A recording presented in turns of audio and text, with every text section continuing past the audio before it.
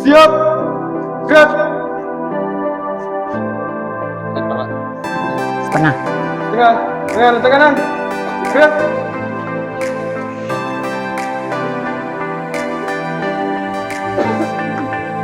Tegak. Gerak. Oke, silakan masuk. Yang barisan ini dulu.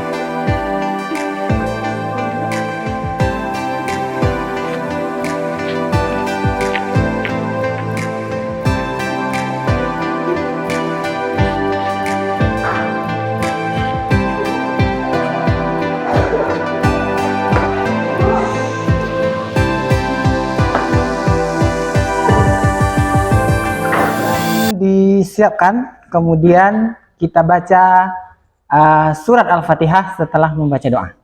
Silakan ketua kelas. Siap. Gerak. Berdoa. Mulai.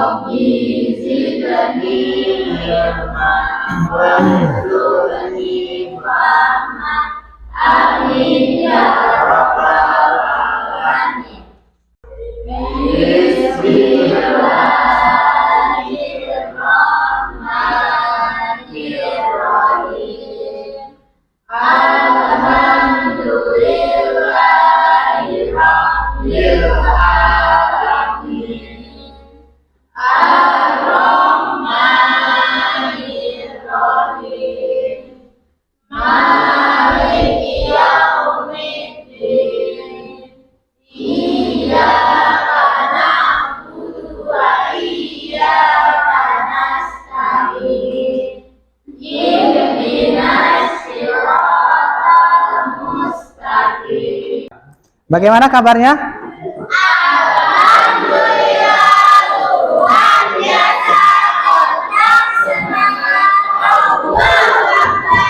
Oke.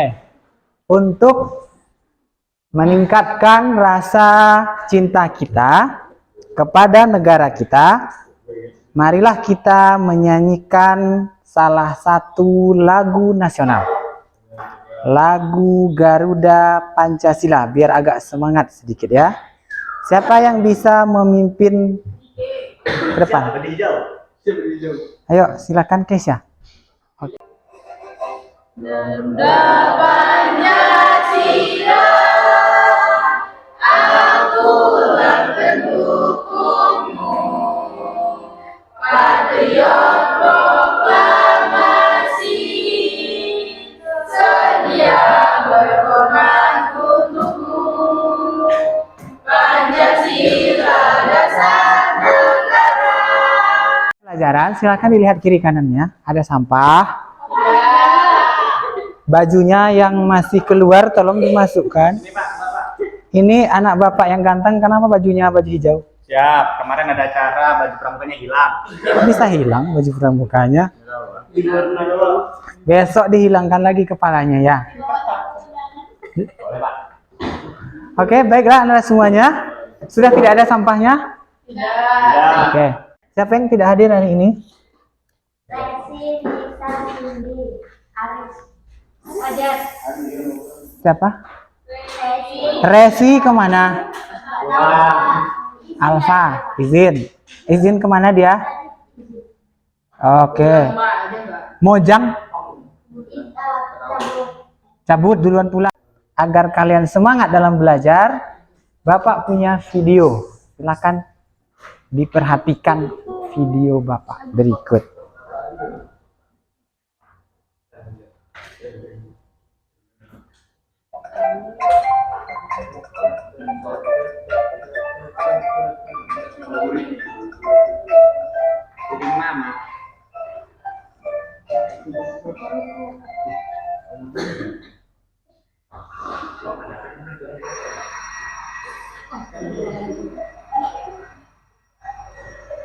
Rival, HP-nya simpan.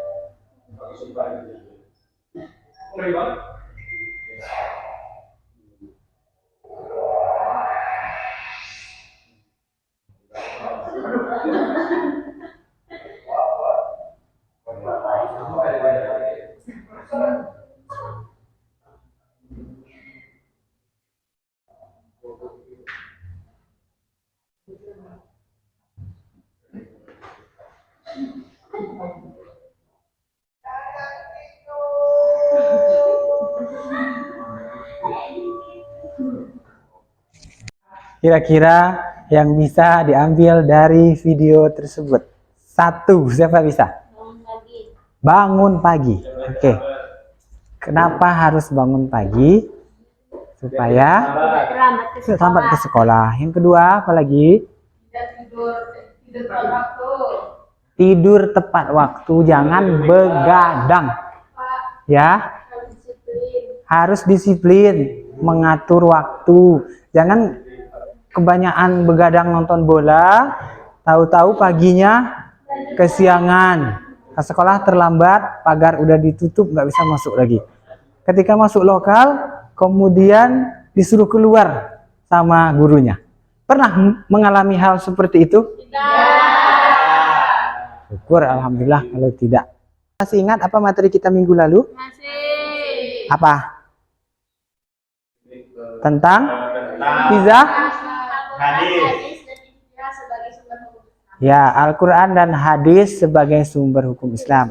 Siapa yang masih ingat apa itu Al-Quran? Silakan Fahri. Al-Quran adalah kitab. Al-Quran adalah pedoman utama dan pertama dan utama. Sumber hukum Sumber hukum pertama. dan utama. Oke, baca lagi ya. Dike, masih ingat? Masih Pak. Apa? Sumber hukum pertama dan utama. Sumber hukum pertama dan utama. Apa isinya Al-Quran itu? Satu, tentang apa isi Al-Quran? Tentang akidah. Apa lagi? Kedua, tentang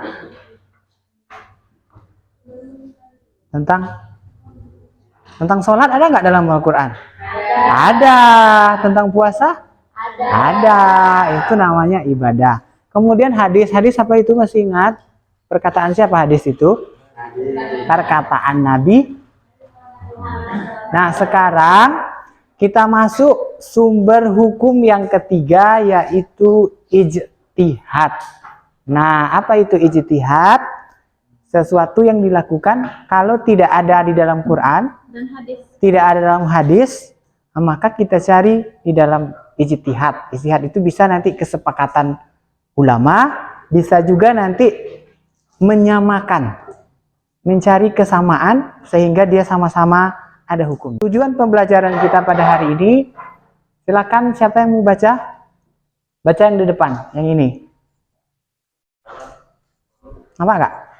Melalui pengamatan terhadap tayangan video singkat tentang proses bayi tabung, peserta didik akan membiasakan meyakini Al-Quran, Ya. hadis dan ijtihad sebagai sumber hukum Islam dengan benar. Oke. Yang 2.8.1.1 siapa yang baca? Ya Pak. Silakan. Oke. Setelah diskusi menggunakan model PBL dengan menetapkan TPA CK peserta didik mampu menunjukkan perilaku ikhlas dan taat beribadah sebagai implementasi pemahaman terhadap kedudukan Al-Quran, hadis, dan ijtihad. Oke. Jadi ini yang akan kita pelajari pada siang hari ini. Sebelum kita masuk kepada materi, Bapak akan mengadakan pretest terlebih dahulu. Silahkan dikerjakan. Linknya sudah Bapak kirimkan ke WA-nya. Silahkan dibagikan. Apa?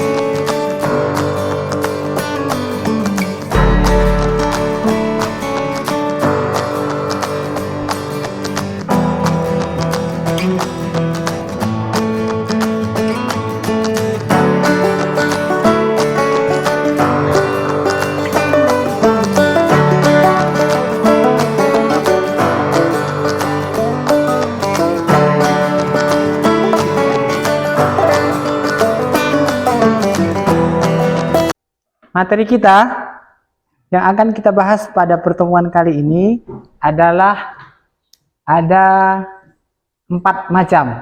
Yang pertama makna ijtihad, kedudukan ijtihad, syarat mujtahid, macam-macam ijtihad. Kemudian nanti kalau masih ada waktu kita sambung dengan sumber hukum yang disepakati dan yang tidak disepakati. Sebelum kita membahas lebih dalam, Bapak punya video satu lagi. Silakan kalian simak videonya, kemudian kalian tuliskan poin-poin penting yang terdapat di dalam video. Bayi memang merupakan anugerah yang tak terkira. Namun keinginan itu kadang tidak terpenuhi semuanya. Proses bayi tabung pun menjadi salah satu alternatif seperti yang dilakukan orang tua bayi kembar 4, Monik dan Christian. Lantas seperti apa sebenarnya proses bayi tabung itu dan berapa biaya yang harus dikeluarkan? Berikut ceritanya. Inilah 4 bayi kembar anak pasangan Christian, Yomuli dan Monik. Program bayi tabung menjadi jalan terakhir. Jumat 11 Februari 2016 di rumah sakit swasta Surabaya. Kepada mereka melalui barisan tapi ya semuanya itu kan ada tujuan.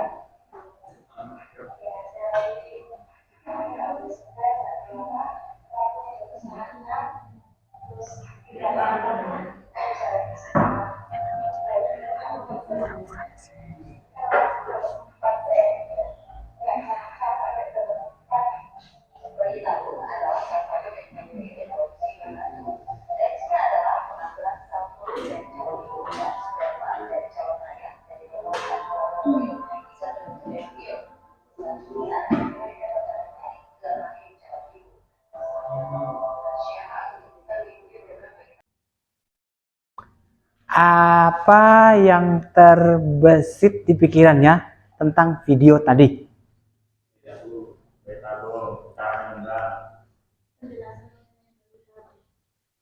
Gimana cara proses bayi tabungnya atau apanya? Proses bayi tabungnya. Siapa yang pernah mengetahui membaca proses pembuahan bayi tabung? Siapa yang bisa? Iza bisa? Coba gimana caranya? Yang pertama, saya Ya.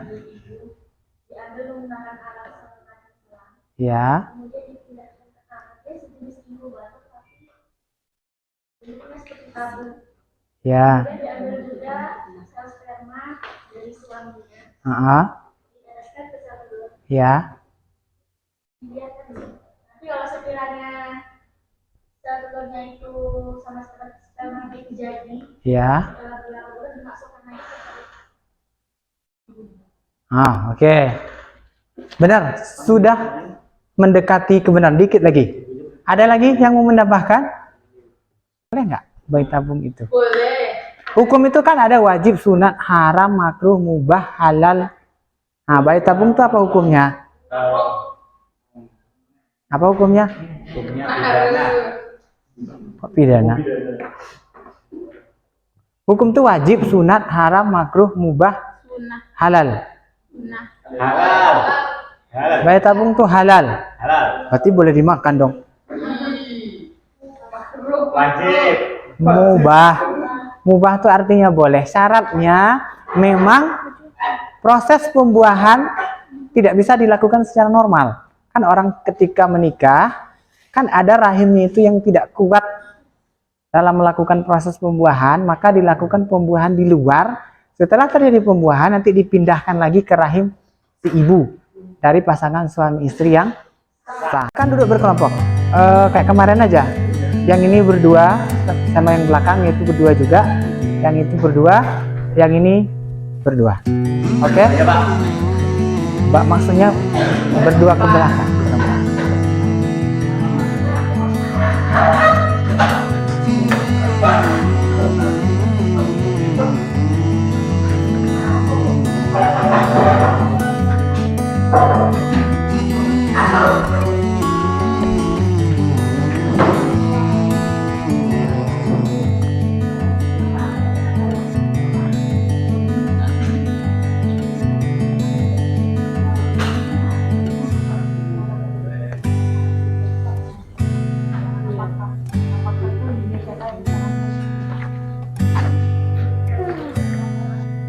Oke, berdasarkan video tadi, kalian baca jurnal yang Bapak berikan, kemudian kalian selesaikan permasalahan yang sudah Bapak berikan lewat LKPD-nya tadi.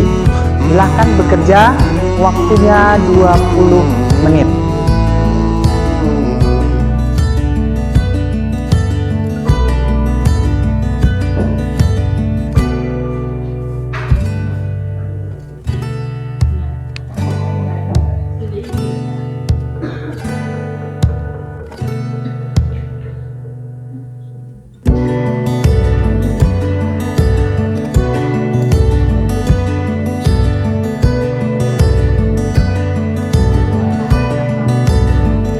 Ya, contoh.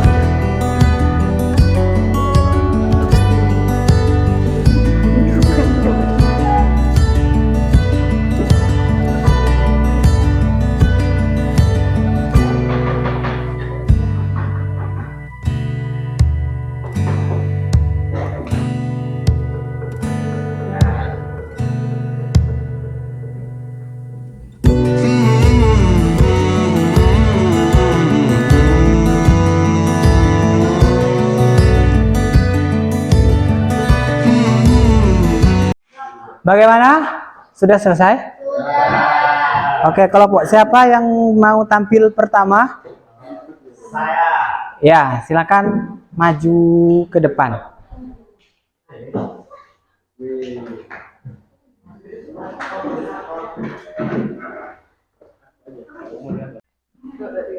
Assalamualaikum warahmatullahi wabarakatuh. Waalaikumsalam warahmatullahi wabarakatuh. Kami dari kelompok 1 akan menyampaikan hasil diskusi tentang kedudukan ijtihad dan syarat-syarat seorang mujtahid. Yang pertama yaitu ijtihad merupakan usaha sungguh-sungguh yang dilakukan oleh ulama mujtahid dengan menyerahkan segenap kemampuan dan pikiran untuk menghasilkan hukum terhadap suatu persoalan dengan pedoman pada Al-Quran dan hadis. Artinya, mengeluarkan hukum yang tidak ada ditemukan dalam Al-Quran maupun hadis.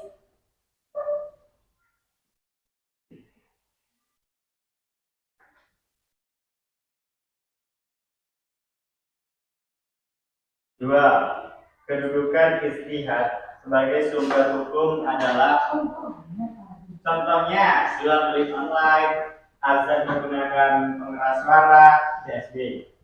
Yang kedua, kedudukan ijtihad sebagai sumber hukum adalah sebagai sumber hukum ketiga setelah Al-Quran dan hadis. Yang ketiga, orang yang melakukan ijtihad disebut mujtahid. Syarat seorang mujtahid yaitu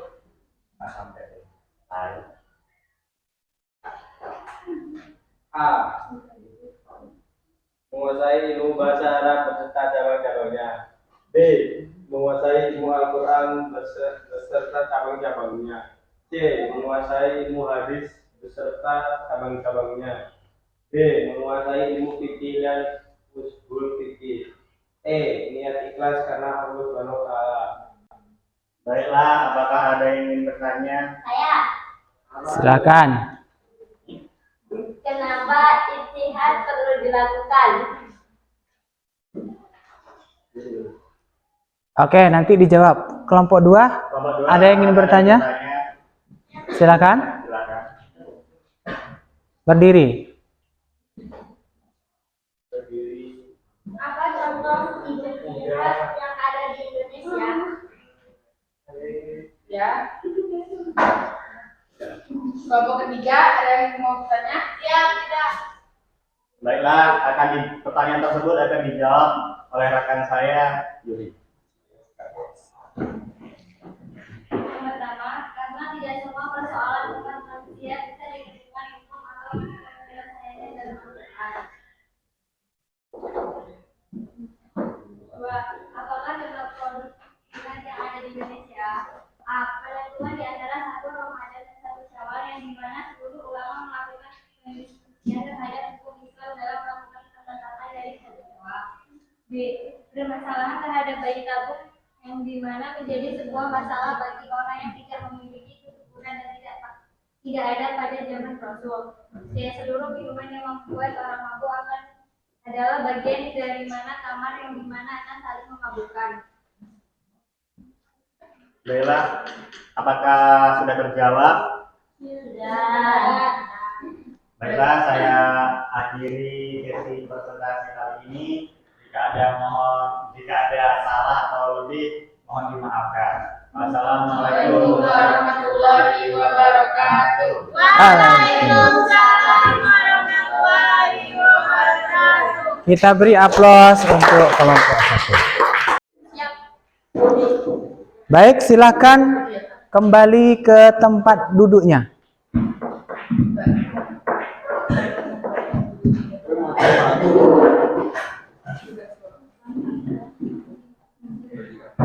Jadi ijtihad itu adalah usaha sungguh-sungguh yang dilakukan oleh ulama. Mujtahid itu adalah ulama yang pekerjaannya menghasilkan hukum. Jadi orang-orang itu membuat hukum, tidak ada dalam Al-Quran, tidak ada dalam hadis, maka orang itu sepakat mencari hukum lewat Al-Quran dan hadis, maka lahirlah hukum. Contohnya, memakai mikrofon azan. Di zaman Nabi orang azan pakai mikrofon? Ada. Di zaman sahabat pakai mikrofon? Bertemu di dalam Quran mikrofon? Dan azanlah kamu memakai mikrofon. Ada hadis begitu? Ya. Nah, tetapi sekarang orang pakai mikrofon. Kira-kira kenapa boleh orang memakai mikrofon? Supaya terdengar.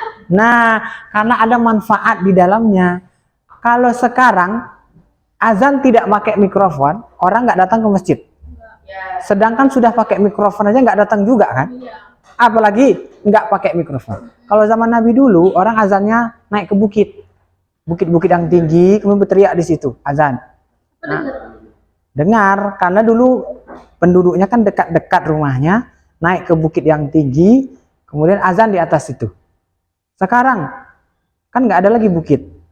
Nah, sekarang azan menggunakan mikrofon boleh. Kemudian jual beli online, satu lagi contohnya.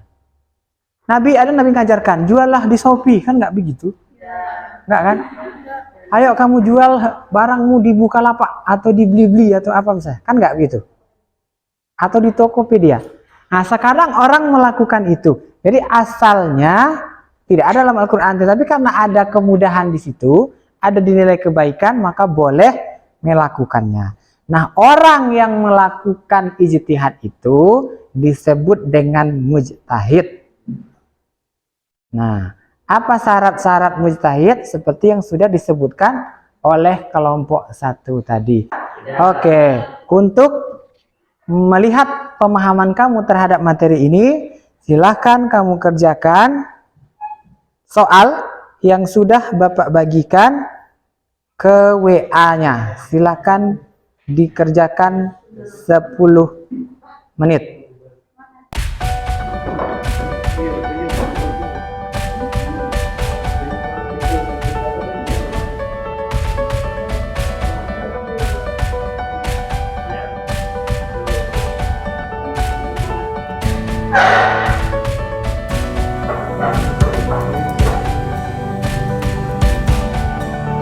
Udah selesai? Oke, sebelum kita akhiri, Bapak mau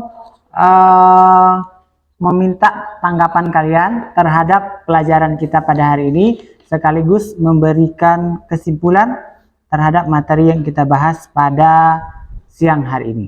Siapa yang bisa memberikan refleksi dan kesimpulan terhadap materi kita pada hari ini? Oke, silakan. Pras. Refleksi. Dengan belajar tentang ijtihad sebagai simbol hukum Islam akan menjadikan kita memiliki pengetahuan yang baru yang tidak ditemukan dalam Al-Quran, sehingga kita tidak akan salah dalam melakukan sesuatu karena ada dalil lain sebagai landasannya. Kesimpulan: 1. Ijtihad merupakan dalil atau acuan yang bisa dipakai setelah Al-Quran dan hadis. 2. Berijtihad berarti menyelamatkan umat manusia dari kesesatan. 3. Sumber hukum yang disepakati yaitu Al-Quran, hadis, ijma, dan qiyas, sedangkan yang lain ulama berselisih paham. 4. Hukum Islam ada 2, yaitu hukum taklifi dan hukum wajib. Oke, terima kasih kita ucapkan kepada Pras, luar biasa.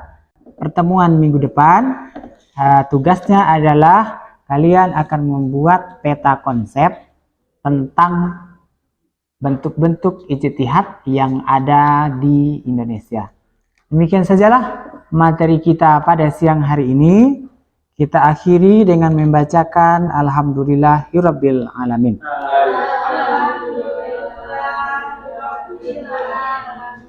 Silakan disiapkan.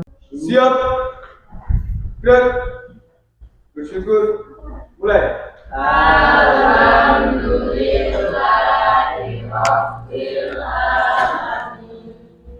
Ucapkan salam.